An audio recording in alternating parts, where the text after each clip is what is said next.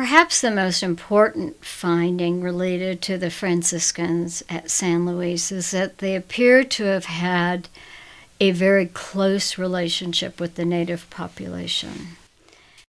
At times they describe them as being almost childlike and needing protection, but they were wonderful emissaries of the Spanish population in general, in that they went alone into many of these frontier locations and established very intimate relationships with the native populations.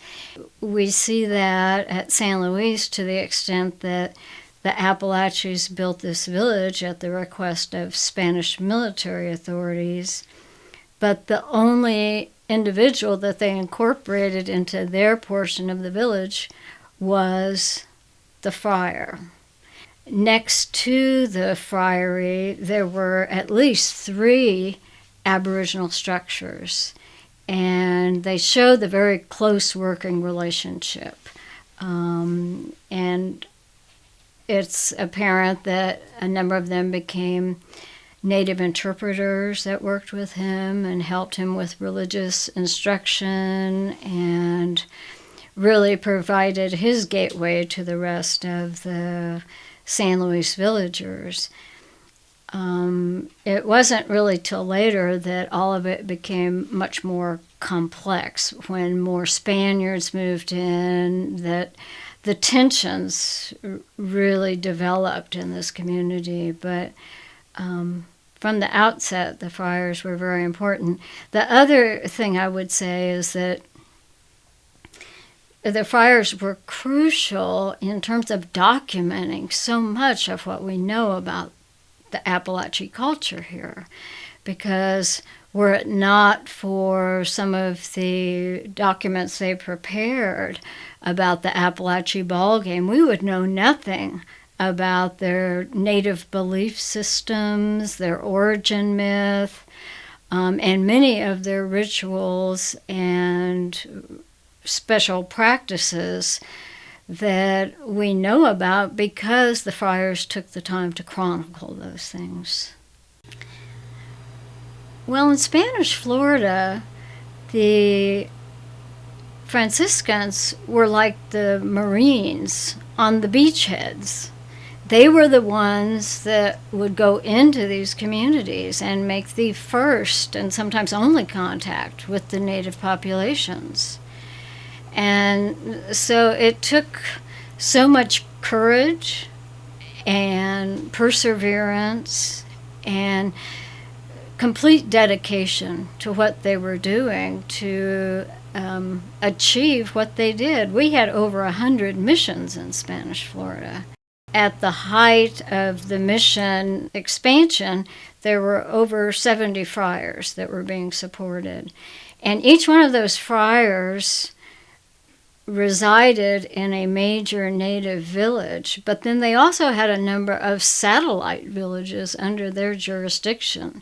So it was their responsibility to also attend to the needs of the outlying satellites known as visitas, because they would be visited as opposed to a doctrina where they had a resident friar. So they had many needs, linguistic hurdles they had to overcome.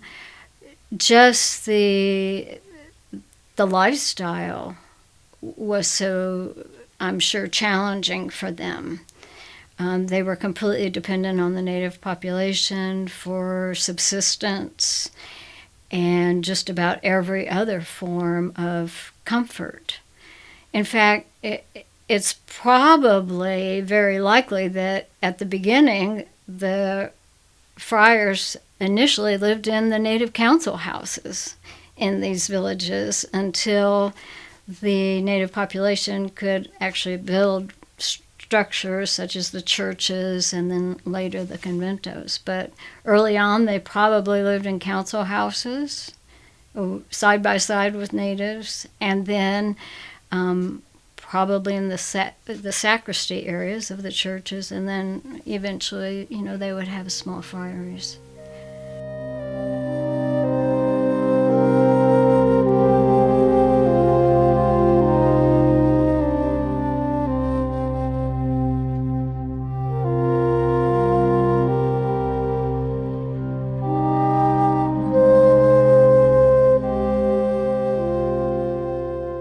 The aspect of the mission that is currently most exciting to me, to be quite honest, is the fact that we have found living descendants of the Apalachee population that lived here. We know for a fact that in 1704, the chief of San Luis had become completely disenchanted with the Spaniards. Their promises to protect them and support their chiefly authority and so forth had evaporated. And so the chief of San Luis accepted an invitation extended by the French to relocate to their newly formed colony in Mobile. And the chief of San Luis took his village and moved there. And there are documents about the fact that the French were particularly surprised that it was the village of San Luis who accepted this invitation, because they were the village most closely associated with Spaniards for all of these years. And the French also complained that they continued insisting on hearing Mass every day, and they found that a little bit of a nuisance. They said they spoke Spanish and a mixture with some Indian languages, so they had some trouble understanding them, and also that they were very hard workers, very industrious, good farmers, and that they had become somewhat acculturated to the extent that they were wearing European clothing at the time. And it's because of that movement and then their relocation in 1763 to Louisiana, and the fact that during this entire time they have remained Catholics, that we have parish records. So we can trace them from San Luis to Mobile to Louisiana.